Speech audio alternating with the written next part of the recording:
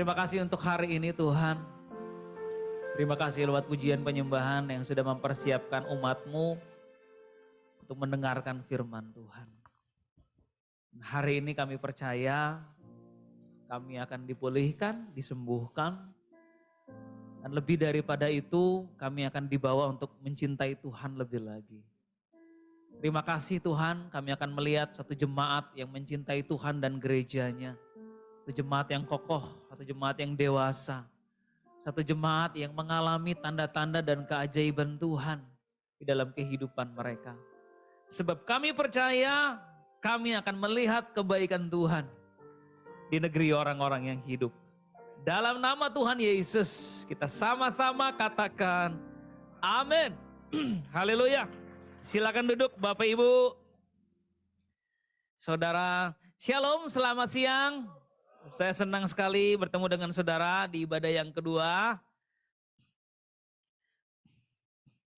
Dan kalau di antara saudara yang mungkin belum pernah bertemu dengan saya, karena ternyata tadi ngobrol-ngobrol, saya itu terakhir bertemu dengan Pak Marco itu 4 tahun yang lalu ya Pak, kurang lebih.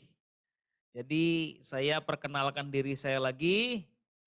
Nama saya Joseph Kelly, saya tinggal di Jakarta, saya punya seorang istri, saya punya 2 orang anak. Saya sekarang melayani di GBI Gajah Mada, yang tempatnya tidak jauh dari sini saudara ya. Oke, hari ini tema khotbah kita yang tadi juga saya sampaikan di ibadah pertama adalah restoration of trust. Memulihkan kepercayaan yang rusak. Restoration of trust. Nah saudara sadar atau tidak ada banyak gereja yang takut dengan yang namanya roh antikristus. Kalau udah bicara antikristus, kayaknya harus takut hati bahaya. Tapi seringkali yang tidak kita sadari adalah ada satu roh lain yang sedang bekerja di tengah-tengah umat Tuhan. Yaitu the spirit of anti-trust.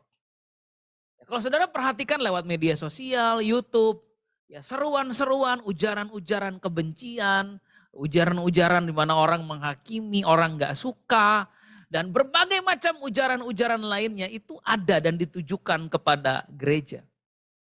Bahkan ada yang ditujukan kepada Tuhan. So sebelum kita memikirkan tentang antikris, kita harus memikirkan tentang the anti-trust ini. Karena tanpa sadar roh ini sedang bekerja di gereja dan membuat banyak orang udah gak percaya lagi dengan yang namanya gereja. Gak percaya dengan yang namanya pendeta. Gak percaya lebih-lebih sama Tuhan. Eropa sekarang menjadi salah satu wilayah di mana banyak gereja dijual. Gereja kosong. Kenapa saudara? Karena orang udah gak percaya lagi dengan adanya Tuhan. Kita masuk kepada zaman di mana orang gak lagi bicara tentang religion, orang bicara tentang spirituality. Spiritualitas itu sedang menjadi tren percakapan di zaman sekarang. Nah kalau orang untuk menjadi spiritual itu gak perlu harus menjadi anak Tuhan atau bahkan untuk percaya Yesus. Zaman sekarang orang puas hanya menjadi spiritual. Sekarang ada faham-faham yang sedang berkembang, salah satunya stoikism, ya. Stoik dibilang, orang-orang stoik. Orang-orang stoik itu orang-orang yang memandang kehidupan dengan cara yang sederhana. Ya, orang-orang yang memandang kehidupan dengan cara yang mudah. Orang-orang yang memandang kehidupan dan belajar untuk bisa menerima kehidupan ini dan menjalani kehidupannya dengan baik. Salah nggak pengajaran seperti ini? Sama sekali tidak salah. Karena untuk menjadi spiritual memang nggak perlu harus terima Yesus. Ada sekarang faham New Age, gerakan zaman baru. Ya, ada yang lagi heboh lagi sekarang tentang the law of attraction, hukum tarik menarik. Banyak saudara sekarang ini yang berkembang dan membuat orang pada akhirnya mulai bertanya-tanya, masih perlu gak sih iman di dalam Tuhan? Saya pernah sharing dengan istri saya pada satu titik, di mana saya bilang begini, kenapa ya ada kalanya saya kecewa sama Tuhan ya? Ada kalanya saya bertanya sama Tuhan, Tuhan kapan sih Tuhan mau genapi janji Tuhan? Saya bilang sama istri saya begini, karena sebagai seorang hamba Tuhan, sebagai seorang siswa, teologi ya, sebagai seorang pendidik, saya harus punya pertanyaan kristis yang saya ajukan kepada diri saya sendiri. Supaya saya berkembang. Jadi saya harus mengajukan pertanyaan kritikal buat diri saya. Supaya dengan demikian saya bisa bertumbuh dan mungkin bisa menolong orang yang punya pertanyaan yang sama. So, saya bilang sama istri saya begini, seandainya hidup tanpa Tuhan, itu kayaknya lebih enak ya. Karena kalau kita nggak punya Tuhan itu kan kita bingung yang mau disalahin siapa ya. Kalau punya Tuhan kan yang kita salahin pasti Tuhan. Sakit nyalahin Tuhan, bangkrut nyalahin Tuhan, susah nyalahin Tuhan. Nah kalau nggak ada Tuhan kan enak. Hidup jadi lebih gampang, lebih mudah hidup ini. Mau komplain sama Tuhan, Tuhan kan nggak ada. Saya bilang sama istri saya, ini berarti faham yang sedang berkembang. Di mana orang sudah tidak lagi memperdulikan Tuhan. Dan orang mulai belajar untuk menjalani hidup ini tanpa Tuhan. Sehingga orang berkata bahwa ada Tuhan gak ada Tuhan, yang penting kan kita jalani hidup baik-baik. Ya, ada Tuhan gak ada Tuhan, yang penting kan kita bisa mensyukuri apa yang kita punya dalam kehidupan ini. Saya pikir iya juga ya. Hidup tanpa Tuhan tuh memudahkan kita. Ada Tuhan belum makin ribet. Nah ini yang sedang berkembang dan banyak orang mulai menyerap paham ini, termasuk di gereja. Kemarin kalau saudara mungkin ada yang ikut MDPJ, Menara Doa Pelayan Jumat di Sentul, ada sebuah data. Ya, jadi kalau data itu udah pasti benar karena data. Dari sekian banyak pendeta, cuma 37% katanya yang masih punya pandangan Alkitabiah tentang dunia ini. Data lain menyebutkan mayoritas atau banyak gembala-gembala mega church atau gereja besar sudah banyak mengkompromikan nilai kebenaran. Itu data yang kemarin disampaikan oleh Bapak Gembala Pembina kita, Bapak Insinyur Niko. So memang hari-hari ini orang tuh pengen hidupnya makin mudah. Orang tuh punya banyak beban, punya masalah, banyak tekanan. Jadi mereka mencoba mempermudah kehidupan ini. Dan salah satunya adalah dengan menyingkirkan Tuhan dari hidup mereka. Ternyata Tuhan ini justru bikin ribet hidup saya. Saya ngobrol sama istri, sharing, cerita. Sampai akhirnya saya bertanya-tanya, kenapa bisa timbul hal seperti ini ya? Kenapa? Kok ada pemikiran bahwa kalau nggak ada Tuhan, hidup lebih mudah? Jawabannya gampang. Nggak punya istri, atau suami, nggak punya anak, hidup Anda lebih mudah. Ya. Kalau ada istri kan ada resiko disakiti sama istri kita. Ya. Kalau nggak punya istri mau nyakiti kita siapa? Ada istri kan kita cintai. Setelah kita cintai apakah dia akan terus mencintai kita? Apa ada jaminan dia nggak bakalan selingkuh? Nggak ada jaminan. So nggak punya istri lebih enak. Makanya sekarang ada banyak gerakan-gerakan untuk tidak married. Bahkan sekarang ada gerakan child free. Gak usah punya anak. Salah satu alasannya karena secara faktor finansial membesarkan anak itu susah. Tapi yang kedua adalah karena membebani. Jadi anak tuh malah makin beban ya buat keluarga. Coba saudara. Kalau saudara punya anak, resikonya adalah saudara mungkin tidak akan dirawat sama anak kalau saudara udah tua. Anak yang kita cintai dari kecil, ya saya punya 2 orang anak, saya cinta anak saya luar biasa. Kita sayangi, kita besarkan, nyari sekolah anak aja sampai setengah mati. Pak gampang kan Pak, sekolah di mana-mana banyak, iya bayarannya nggak kuat saya. Setelah dibesarkan, disayangi, dicintai, nikah dengan orang yang salah bikin stres. Setelah dibesarkan, dicintai, dirawat, ternyata hidupnya nggak karu-karuan. Setelah dicintai, disayangi, kita orang tua berkorban buat anak. Ketika kita tua, anaknya boro-boro nelpon orang tua aja enggak. Setelah dibesarkan, dicintai, tinggalnya di luar negeri. Sendiri lagi saudara. So, lebih enak kan gak punya anak dan gak punya pasangan ya. Itu yang sedang berkembang sekarang. Saya jadi bertanya-tanya kenapa dalam kitab Kejadian Tuhan justru menyuruh manusia untuk berkeluarga. Gak cuma itu, Tuhan malah minta manusia untuk beranak cucu. Kenapa ya? Kok Tuhan suruh seperti itu? Ternyata buat Tuhan, orang-orang yang mau ambil resiko untuk mencintai adalah orang-orang yang hebat. So dalam hidup ini saudara yang paling kita takutkan adalah mempercayai orang. Itu hal yang paling kita takutkan dari apapun juga. Mulai daripada kita nyari orang untuk kita rekrut di bisnis kita. Mulai dari cari orang untuk pada akhirnya menjadi orang keuangan dalam perusahaan kita. Mulai jadi orang untuk kita angkat menjadi wakil kita. Kita diperhadapkan dengan ketakutan apakah ini orang bisa dipercaya atau tidak. So yang paling manusia takutkan adalah bagaimana kita bisa mempercayai lalu mencintai orang. Sebagai proses dari percaya itu dan tidak dilukai pada akhirnya.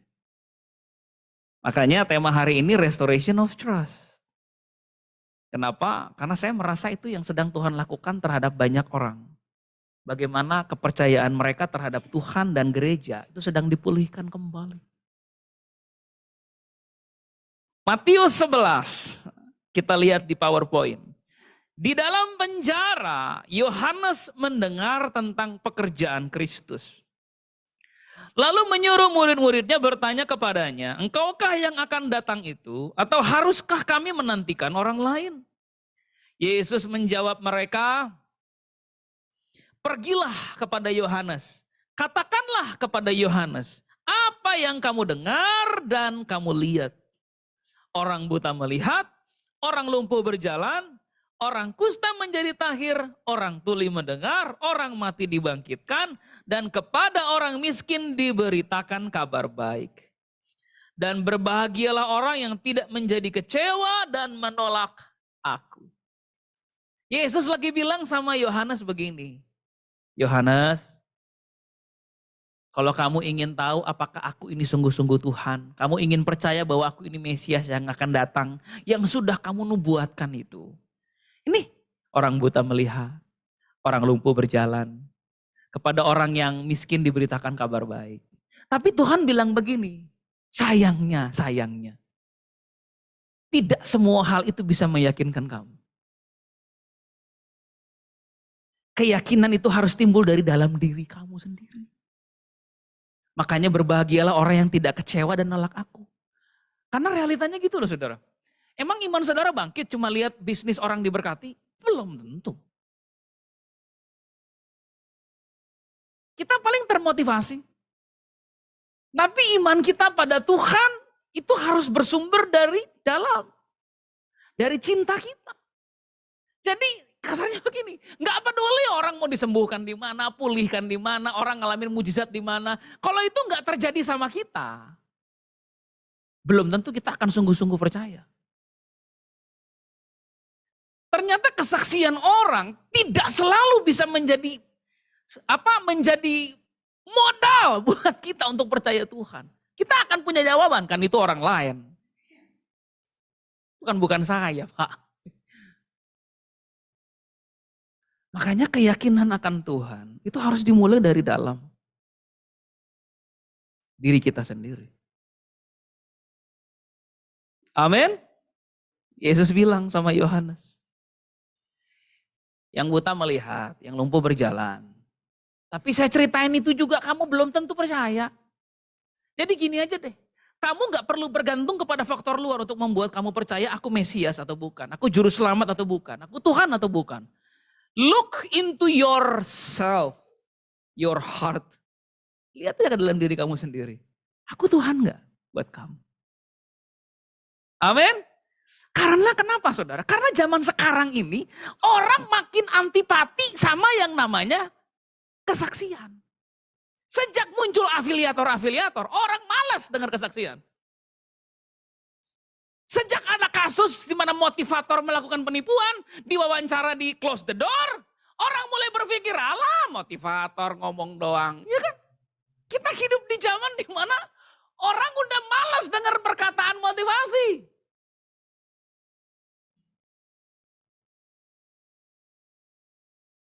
Karena banyak orang ternyata di masa pandemi ditipu dengan perkataan motivasi. Kripto itu telah membuat banyak orang rugi besar. cryptocurrency kemarin. Belum lagi ya robot-robot yang begitu. So akhirnya orang mulai terluka. Kan orang takut untuk percaya lagi. Itu yang hari ini mau Tuhan pulihkan. Tuhan ingin kita belajar percaya lagi dan cinta lagi sama Tuhan. Tuhan aja maksud saya, gak usah plus-plus. So itulah sebabnya Tuhan lagi bawa sekarang banyak hamba Tuhan untuk gak lagi menjadi sekedar motivator. Tapi benar-benar pemberita kebenaran.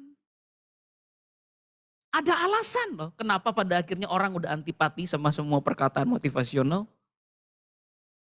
Karena orang sedang mencari yang sebenarnya, kebenaran. So tujuan saya di sini bukan untuk memotivasi saudara dengan kehidupan. Atau pakai paham stoikisme tadi. Enggak, saya mau bawa saudara kepada kebenaran, ini kita percaya kebenaran ini.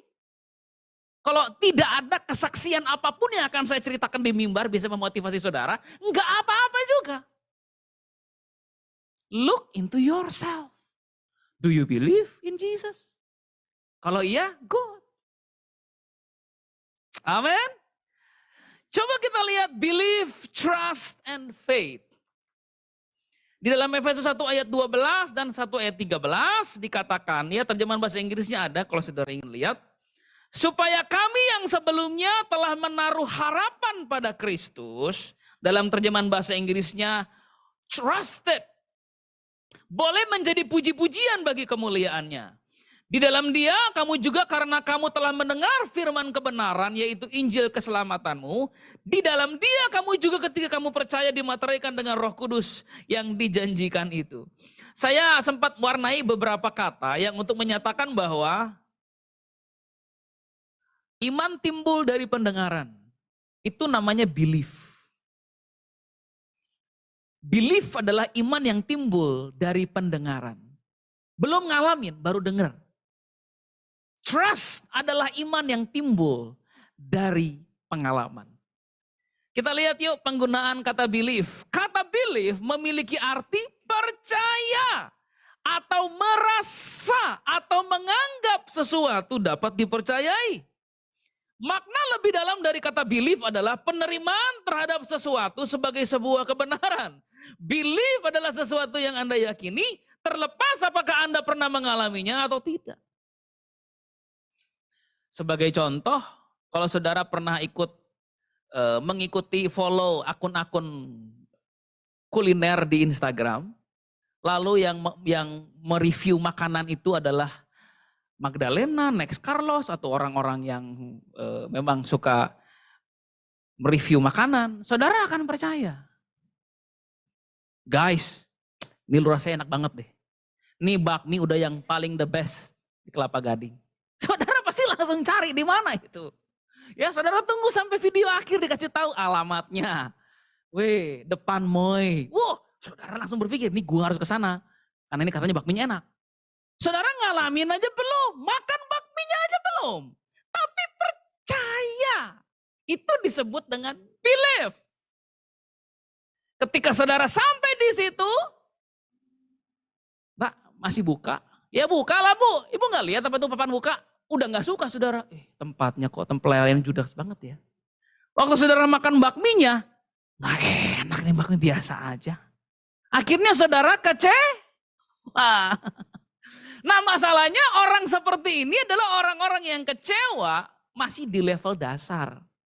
Persis seperti orang Kristen yang gak pernah tertanam di gereja, gak pernah bertumbuh di gereja, yang gak pernah cinta gereja, yang gak pernah berkorban buat gereja, yang gak pernah nabur buat gereja, tapi berkoar-koar saya kecewa sama gereja, kecewa di mananya? Ini orang yang kecewa baru level belief, belum trust. Kalau ada orang-orang yang katanya nggak suka gereja, menghakimi gereja, menilai gereja, ngata-ngatain gereja, tapi nggak pernah tertanam di gereja, nggak pernah bertumbuh di gereja, nggak pernah ngalamin Tuhan di gereja, nggak pernah berkorban apa-apa di gereja, itu mah baru level belief.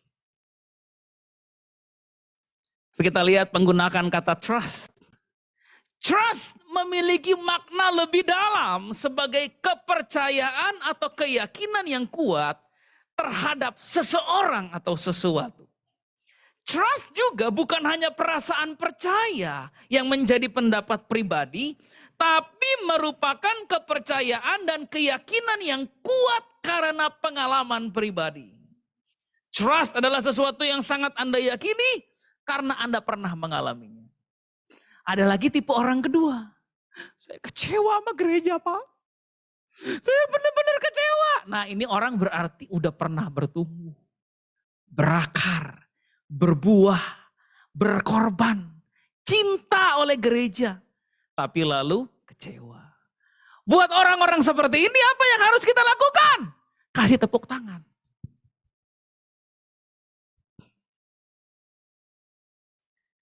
Nah, khotbah ini untuk orang level kedua.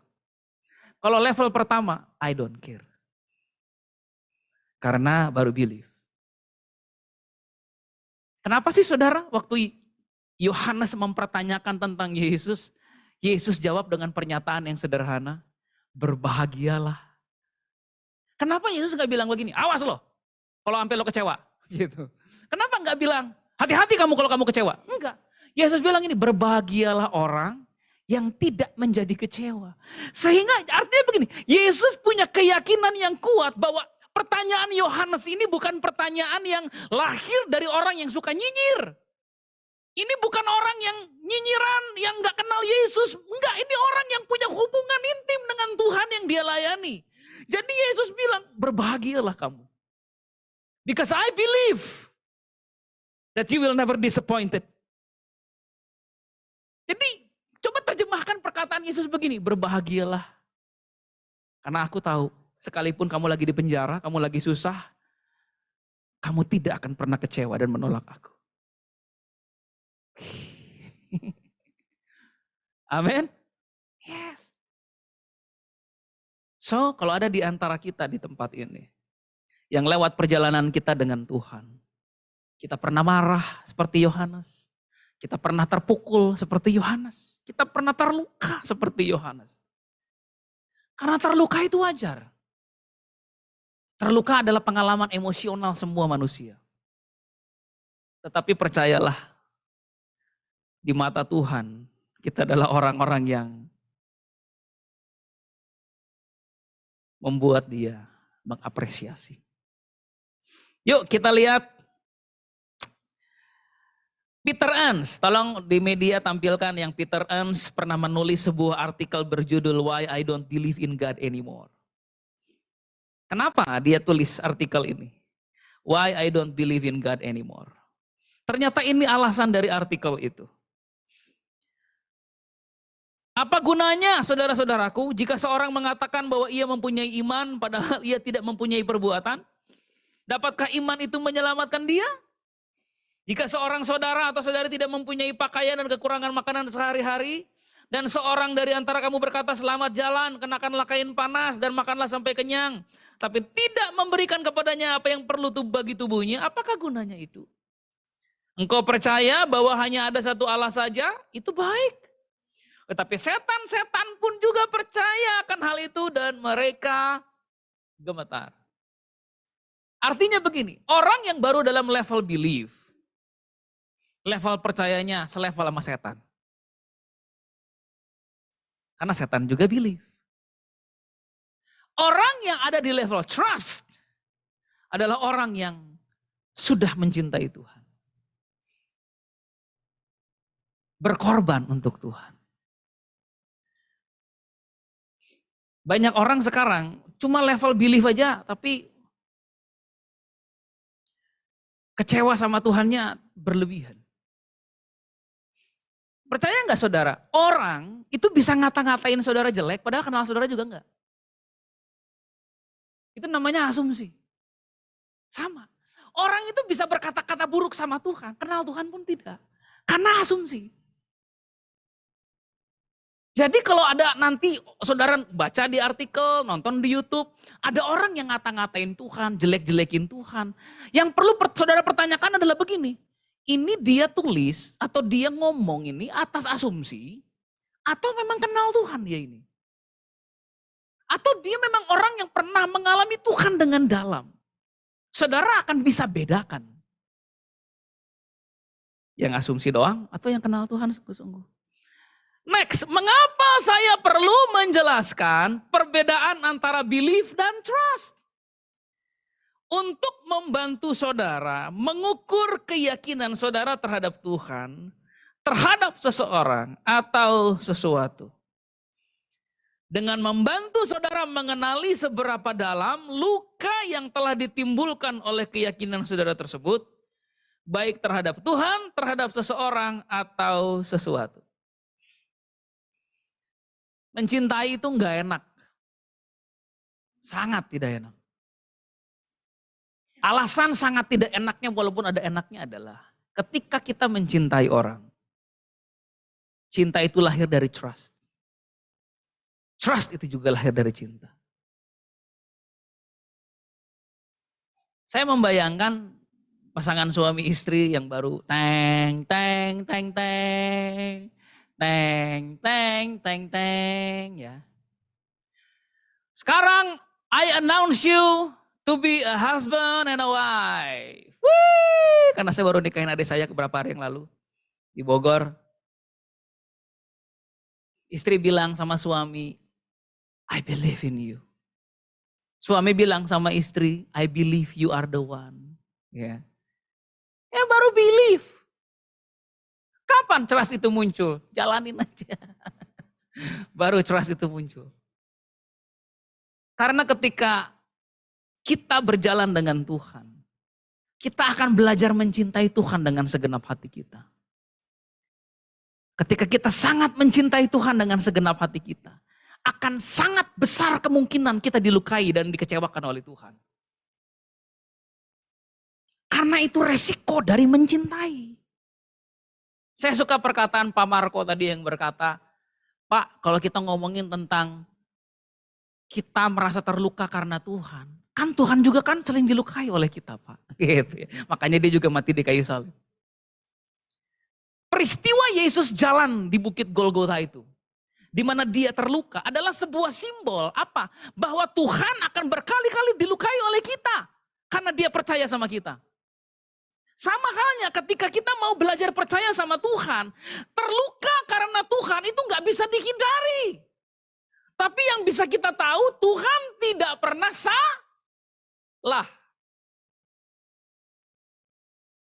Tapi sekalipun kita tahu Tuhan tidak pernah salah, dilukai oleh Tuhan tidak bisa kita hindari dalam perjalanan kekristenan kita. Kenapa? Karena pola pikir kita dan pola pikir Tuhan akan selalu bergesekan. Ya, rencana kita dengan rencana Tuhan akan selalu bergesekan. Makanya Tuhan bilang rancanganku bukan rancanganmu dan jalanku bukan jalanmu. Jadi kalau kita mau menghindar dari terluka, dari kecewa untuk menjadi orang Kristen, enggak mungkin itu. Justru indahnya di situ. Ketika kita terluka, kenapa sih Tuhan rencana Tuhan kok kayak gini? Ketika kita kecewa, kenapa sih Tuhan kok Tuhan izinkan ini terjadi? Di situ kita belajar untuk kenal Tuhan lebih lagi.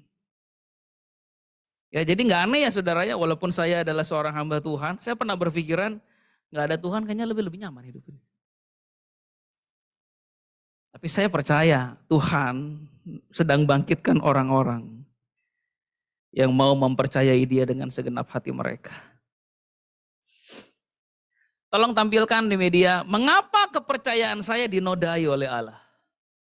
Pertama, karena Tuhan sedang merombak cara pandang kita tentang dirinya.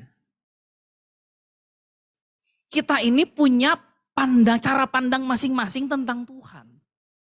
Tergantung seperti apa kita dibesarkan dalam keluarga, pengajaran siapa yang kita ikuti, apa yang kita baca, apa yang kita alami, itu menentukan cara pandang kita terhadap Tuhan. Nah, cara pandang kita terhadap Tuhan ini bisa beda-beda. Itu yang disebut dengan persepsi. Masalahnya adalah untuk kita tahu apakah persepsi kita tentang Tuhan dan benar atau tidak, harus lewat apa? Seringkali lewat kegagalan.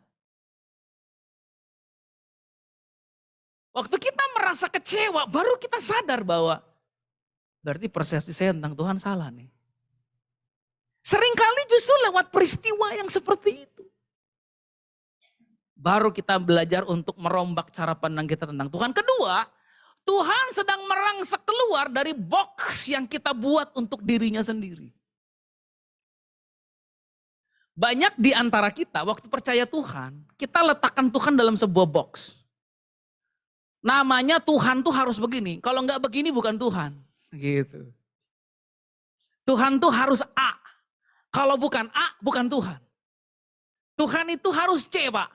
Karena kalau bukan C itu bukan Tuhan. Nah, Tuhan mau keluar dari box itu. Karena dia nggak mau dibelenggu dengan pemikiran manusia tentang dia. Makanya kalau kita lihat di Alkitab, Tuhan bekerja dengan cara yang ajaib. Ajaib bikin orang bingung. Ketiga, Tuhan sedang memaksakan rencananya terhadap kita. Dan yang keempat, Tuhan sedang menguji hati dan motivasi kita dalam mengiring Tuhan. Next, mengapa kepercayaan saya bisa dinodai oleh manusia? Pertama, kita punya ekspektasi yang tidak terpenuhi. Kedua, kita manusia dewasa dan setiap manusia yang kita ketemu dalam hidup ini hasil dari kompleksitas peristiwa hidup. Dan yang terakhir, karena kita telah melanggar firman Allah. Seringkali kepercayaan kita bisa dinodai oleh manusia. Tapi itulah hidup. Next, apa yang terjadi pada diri saya saat kepercayaan saya dinodai? Pertama, secara mental kita akan mulai ragu. Kedua, secara emosional kita akan mulai menarik diri dan berduka. Ketiga, secara sosial kita akan mulai berprasangka terhadap orang lain dan seringkali mengeneralisir. Semua pendeta Pak sama aja. Gitu. Semua gereja Pak sama aja. Pria Pak di mana-mana sama aja. Gitu ya. Itu adalah efek dari orang yang sedang terluka.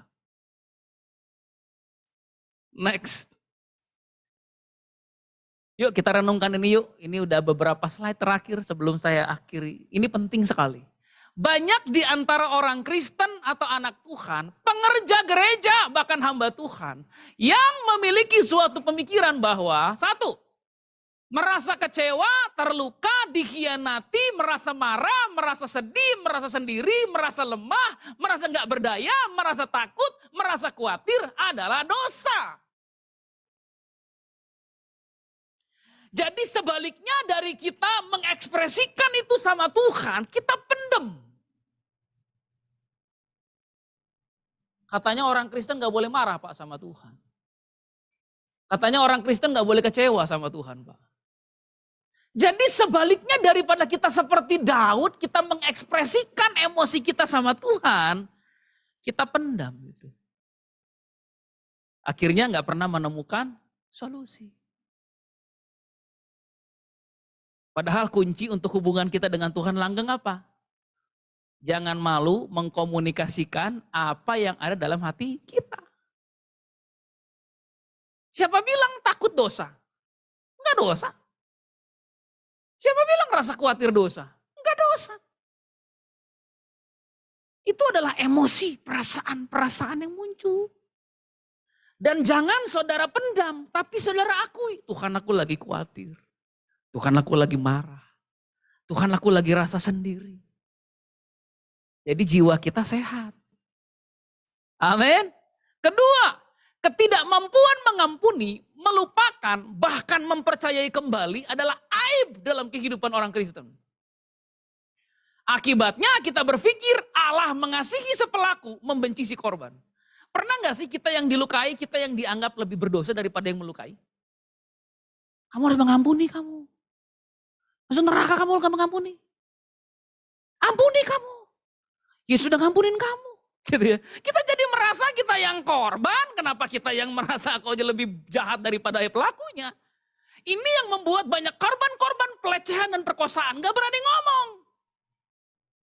Termasuk anak artis yang sedang muncul sekarang di sosial media. Kenapa? Karena banyak korban berpikir mereka lebih jahat daripada pelakunya. Kita terlalu menuntut orang untuk mengampuni. Sehingga membuat mereka berpikir, kok gue yang dilukai, kenapa gue sekarang jadi kayak korban ya? Kenapa gue yang jadi jahat ya?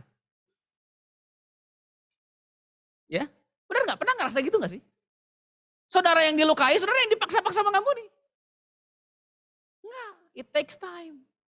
Yesus bilang apa? Kalau ada orang melukai kamu, menyakiti kamu harus mengampuni dia berapa kali?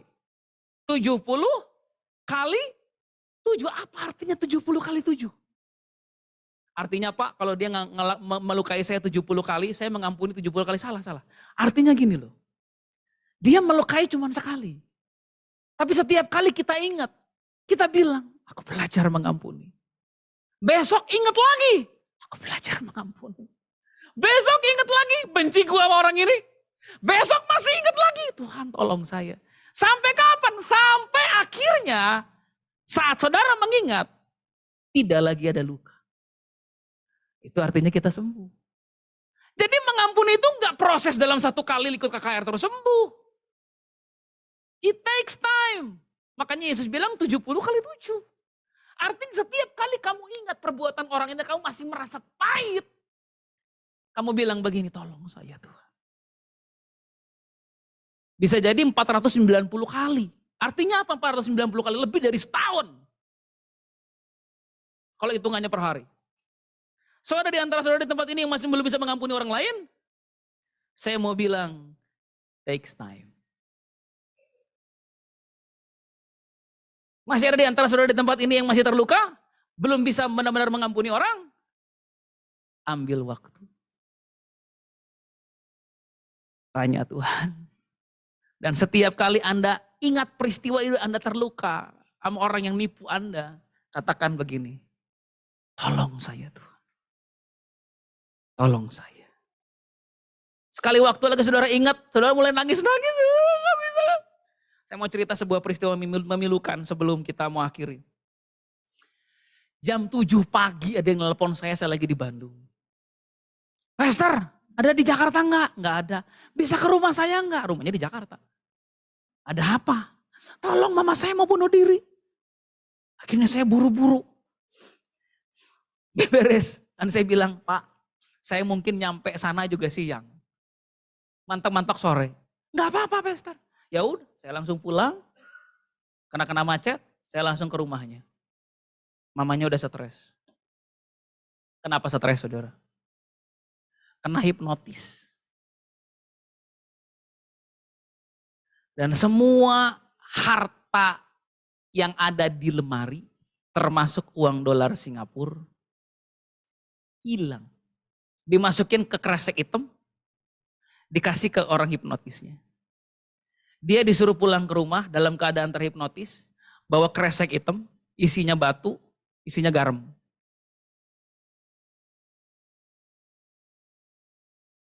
Anaknya bilang, itu miliaran itu. Disimpan semua. Mamanya nangis, sedih, kecewa luar biasa. 1 bulan kemudian saya tanya sama anak, gimana mama? Tahu anaknya bilang apa? Tiap kali mama ingat itu mama masih nangis. Enggak apa-apa saya bilang, enggak apa-apa. Yang penting mama sering datang kan, ikut doa kan, iya enggak apa-apa, it takes time. Amin. Berapa banyak di antara saudara yang sadar, sebelum saya tutup khotbah saya hari ini, bahwa Tuhan sangat menghargai saudara. Bahkan sekalipun saudara belum bisa mengampuni, Tuhan menghargai keputusan saudara. Dia tahu kok saudara ngerti banget firman Tuhan yang berkata harus mengampuni. Tuhan tuh ngerti banget. Tapi Tuhan juga tahu it takes time. Kenapa? Kita lihat yuk slide terakhir. Mereka yang hatinya terluka amat dalam adalah mereka yang telah mengasihi amat dalam. Mereka patut bersyukur karena tidak semua orang mampu melakukannya. Buat pasangan-pasangan yang ditinggal oleh pasangannya, saya mau bilang, hebat Anda ini. Kalau Anda pernah dilukai oleh pasangan Anda, berarti Anda pernah mencintai pandangan Anda amat dalam. Dan itu hebat. Kalau ada antara saudara yang pernah kecewa sama anak, hebat saudara berarti. Kenapa? Karena berarti saudara pernah mencintai anak saudara dengan luar biasa. Kalau saudara sampai sekarang masih belum bisa mengampuni rekan bisnis saudara yang nipu saudara, saya mau bilang hebat saudaranya. Berarti saudara pernah percaya sama orang ini. Nah, manusia melihat hasil akhir, Tuhan melihat apa? Hati. Dalam artian Tuhan menghargai orang-orang yang berani untuk percaya, berani untuk mencintai. Sekalipun dia tahu resikonya adalah orang itu dilukai. So, saya mau tutup khotbah saya yang kedua hari ini dengan perkataan ini. Berbahagialah. Karena saya percaya saudara gak akan pernah kecewa dan menolak Tuhan. Saudara patut berbahagia dengan hidup saudara. Karena saudara pernah mencintai dengan amat dalam. Makanya saudara dilukai dengan amat dalam. Karena orang yang mencintai cuma cetetek gak mungkin terluka. Paling banter nyinyir. Tapi orang yang pernah mencintai dan mempercayai amat dalam. Lalu mereka terluka amat dalam. Saya mau mereka berbangga diri. Bersyukur sama Tuhan. Kenapa? Karena berarti saudara pernah mencintai pada satu level. Dan ketika saudara dipulihkan, saudara akan mampu mencintai dengan level yang lebih dalam lagi. Amin. Amin. Hari ini yuk kita sama-sama bangkit berdiri. Dan mari kita sama-sama berdoa dengan hati yang penuh ucapan syukur. Tuhan,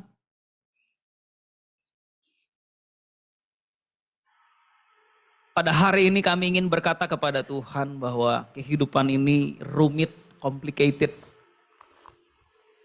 Tapi kami juga tahu bahwa Tuhan ada menyertai kami. Kalau ada di antara kami yang sampai sekarang masih bergumul untuk mengampuni orang. Pertama-tama aku ingin berkata kepada saudara. Aku membebaskan dirimu dari semua intimidasi. Dari semua tuduhan dan penghakiman orang. Dan aku berkata kepadamu pada hari ini, bergumullah dengan Tuhan.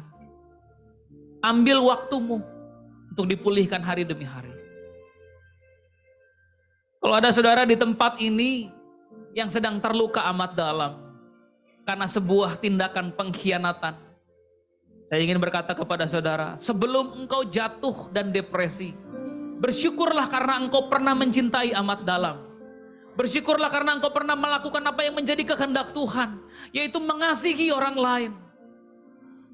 Kita semua pernah mencintai dan kita semua pernah dilukai karena cinta itu. Kita semua pernah mempercayai dan kita semua pernah dikecewakan karena kepercayaan itu. Tapi hari ini izinkan Tuhan melepaskan roh pendamaian turun atas kita. Dia melepaskan kasih karunia yang kita perlukan. Sebab dengarlah perkataan Tuhan ini, berbahagialah. Sebab aku tahu engkau tidak akan menjadi kecewa dan menolak aku. Terima kasih karunia yang engkau perlukan hari ini. Di dalam nama Tuhan Yesus. Kita sama-sama katakan. Amin. Amin. Puji Tuhan.